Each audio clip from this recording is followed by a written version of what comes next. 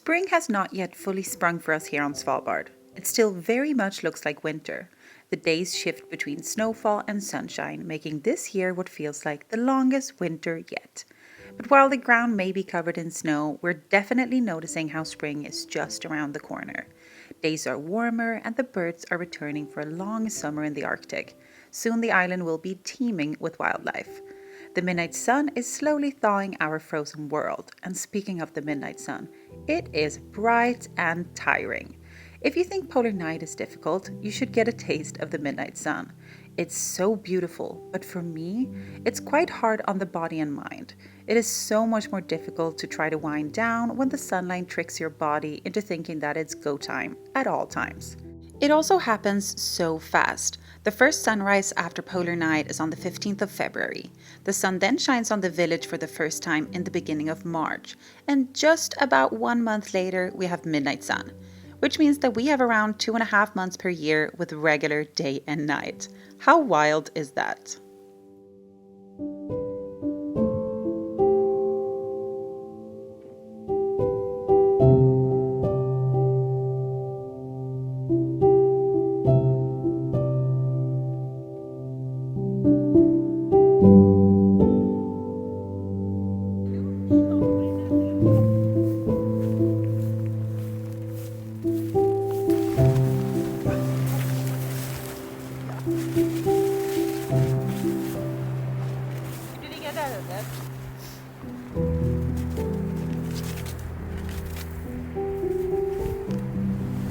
I think it's kind of impossible to explain just how incredible this is to have outside your door. And just the way it really feels like living in nature. You know what I mean? We're just so incredibly lucky. And this year having this much snow. What? Grim has just gone straight to sleep. He did get a good 2-hour ski session this morning.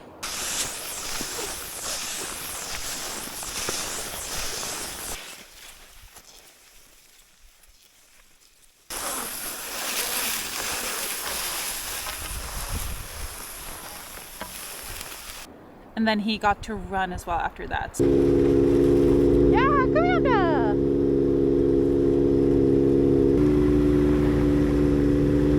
So he's very spent, which is perfect. It's like having a little kid. You need to tire him out. The birds are back. I'm not sure if you can hear them. They kind of blend into the background, but they are screaming up in the mountain, right up there. And they will be screaming until August. But it's kind of nice. It's like a friendly reminder, that it's getting sunnier and summer is almost here. I forgot that they came this early. I thought they were here like when the snow melted.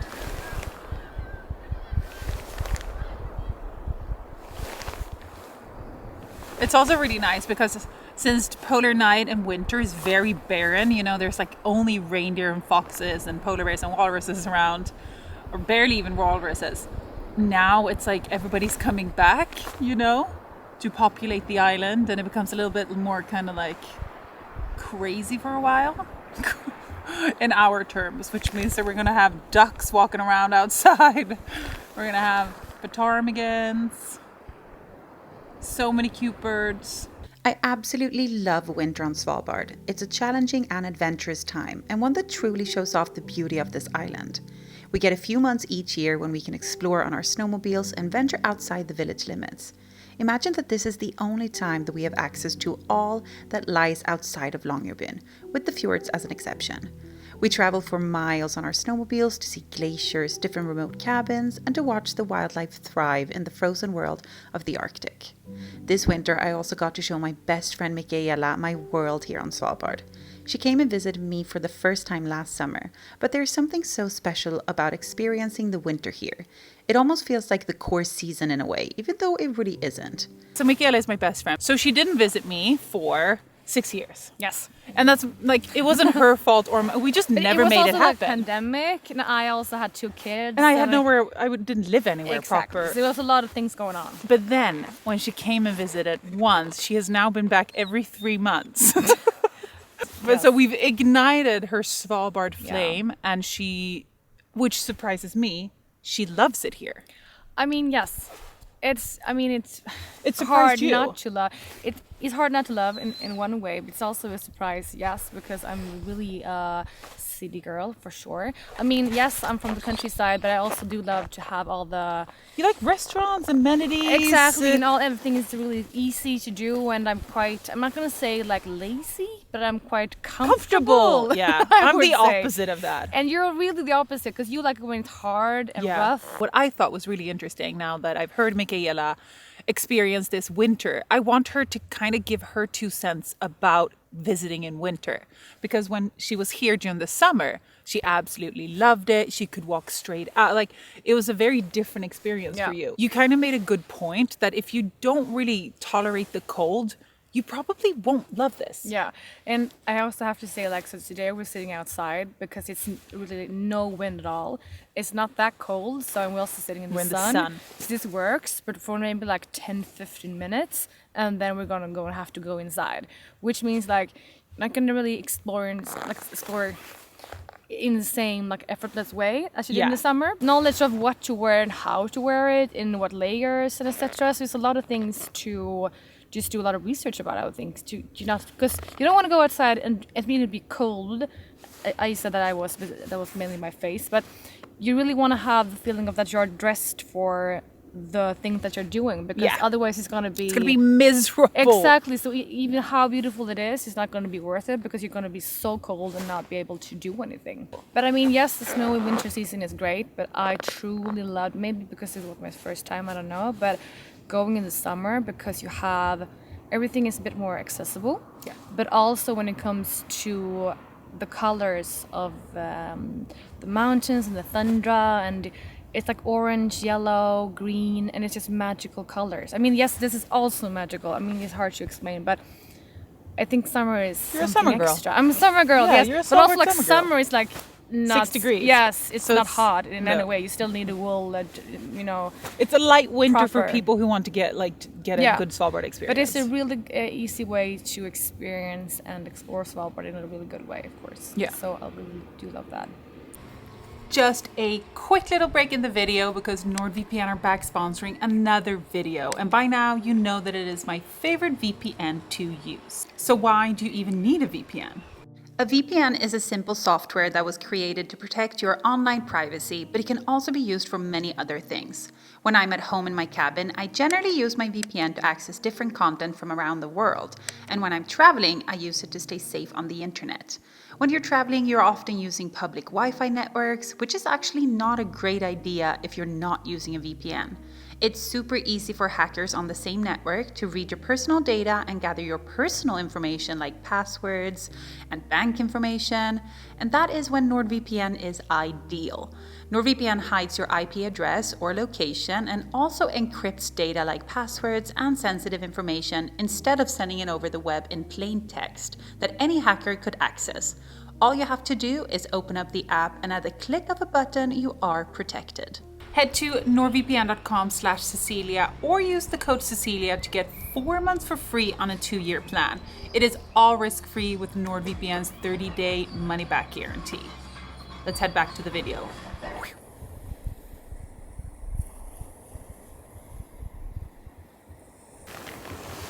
It's kind of funny how your life, turns out. I don't think I ever foresaw my future being this, that I would own a cabin and live in it full time on Svalbard. It's just so crazy how life happens. When I first moved here, I was supposed to stay for 3 months, and I worked at a restaurant. And I thought, this is going to be fun. I love a good adventure. And here we are, 8 years later. I think my biggest thing in life is I've never really planned anything ahead. Of course I've done okay, I'm going to do a year of schooling here, stuff like that. But That's as far as I've done. And then I've kind of always left it open. I've jumped on all the opportunities that I've got and never said, oh, is this in my plan? I'm like, well, it's my plan now. And I think that I'm so grateful of that now at the ripe age of 33, that I kind of did all of the things that I wanted to do. Now I don't have as many musts as I did when I was 20, I lived in different countries. I traveled so much. I had so much fun and didn't, have a care in the world, which I know is also a privilege. So don't get me wrong, 100% know that's a privilege. But I'm just kind of glad I realized it was a privilege and just didn't take it for granted and kind of actually used it, and now I'm very grateful for that, because I'm so happy to just kind of chill here, and I don't have that many, like, of course I have goals, but I don't have any work musts. I kind of stumbled upon this career now 3 years ago almost, which was also just completely a fluke. I was like, well, I like posting on Instagram, I might just keep on doing that. And then I posted a TikTok, and then here we are on YouTube. It's wild. It is wild. It is wild. I really am so grateful to be able to live where I do and for the experiences that I've had. It's fascinating where you can end up after saying yes to a random opportunity that ends up being pretty life-changing. I often remind myself of that when I'm stood in front of a challenging decision. Just imagine where it could lead you. What's the worst that could happen? If anything, it could become a good story one day to tell to Grimm's babies. And as much as I rave about how much I love Svalbard, I also feel like I need to share my struggles. And the start to this Midnight Sun season has been very challenging for me. I think I've had a light bout of island fever. Living in a very small community on a remote island with very limited roads, sometimes, thankfully not too often, feels a little bit claustrophobic. It's like a sense of disconnection from the world and the lack of activities and amenities of the bigger world out there. And this is generally what I actually enjoy about living here on Svalbard, but sometimes it just becomes suffocating. So I decided to hop on a flight, with actually 4 flights with a hotel night in between, and go visit my parents in Portugal. Christopher was, of course, more than welcome to join me, but he chose to hang out in the cabin and have it all to himself to chill with Grim. I see it in your eyes. Yeah, I can read the signs. You need to get away. It's time we make a change. Oh, you'll always have me.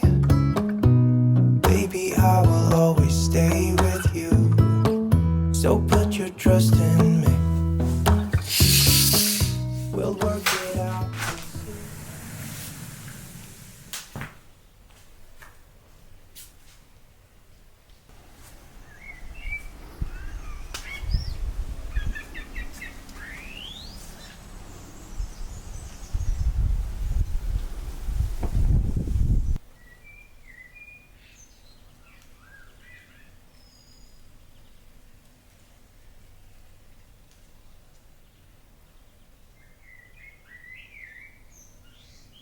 Good morning.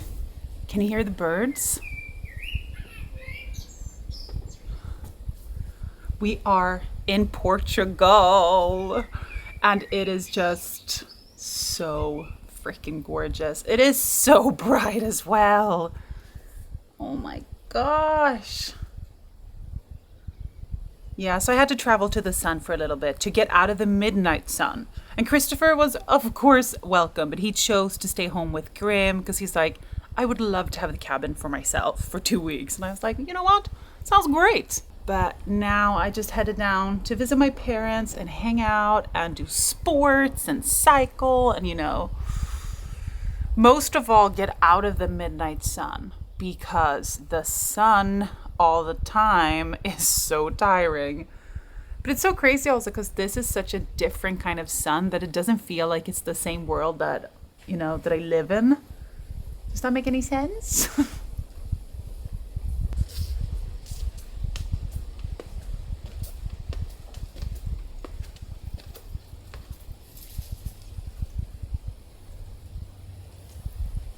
If you've been on my channel for a while, you know that this is my parents' house and that they've lived here for 10 years. I come here a few times per year to just hang out and see them. So this is basically what's been, you know, going home. This is what I would go home to the last 10 years. So it's never that I go to Sweden, like my sister only lives there. So this is where I go home. It's quite like the perfect mix of two worlds. You know what I mean? Like I live in permanent winter and my parents live in like almost permanent summer, and I can go here and visit all the time. But I don't think I could live in this kind of climate all year round. But I definitely foresee in the future that like Christopher and I would spend, you know, a few months in Portugal every year. Because I love Portugal so much. It's one of the most, I don't know, just chill and beautiful countries there is. I highly recommend visiting. So this is on the Algarve coast, and I'm not going to say exactly where, but on the Algarve coast, which is quite a big area, but a beautiful area. So many beautiful places to go to. So this is where I will be for the coming 2 weeks. My sister's also going to come with her child Penny, who I haven't seen since she was a baby, and she's like 4 now. So it's really going to be nice to see some family and meet them and hang out. So it's going to be one of those just kind of like, I don't know, getting some energy from the sun, but not of the midnight sun variety. And, you know, just laying out and working out and eating good food. And I'm, you know, I don't know, I'm just going to read books and just chill. I'm a little bit tired. Oh, so that's gonna be nice. I think maybe we should start the day now with breakfast first of all, and then perhaps a dip in the pool. I need to sort this hair out. I haven't washed it since we did some sports yesterday. So maybe we should just go about our day and enjoy the sunshine. What do you think? I think I'm gonna make, by the way, 2 videos from here. I don't know if I'm gonna make more, but at least one. So this one, which is like a joint video, and then perhaps one more. So let me know in the comments if there's anything like specific you want to see me do or you want me to show you. But I was thinking of doing kind of like a day in the life for the next one, which could be fun. Because who doesn't like a little bit of a change of scenery? But so don't worry, we'll be back on Svalbard here on the channel in no time. But we just need to enjoy a little bit of the sunshine before then. There's a bird literally screaming. Are you okay? So this is the first time I'm seeing trees in 4 months. Good on you. Hello. Hello, hello. Oh, it's so green and so vibrant.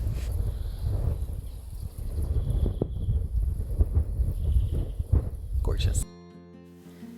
It is so nice to be at my parents' house, not only because of their lovely house, but also that it feels like home. I could feel my shoulders get lighter as soon as I boarded my flight, which was a nice feeling. I think it's quite normal to love a place, but also need to escape from it once in a while, especially when living on an island like Svalbard. Next time we return to Svalbard, I have a feeling that it will look very different, since spring will probably have sprung by then and melted a lot of snow, which I'm excited for. I will see you guys next week with an update from Portugal, and after that we will be back on Svalbard again for boat summer, which I am so excited for. Thank you so much for watching this video and being here on my channel. I really appreciate you. Okay, bye!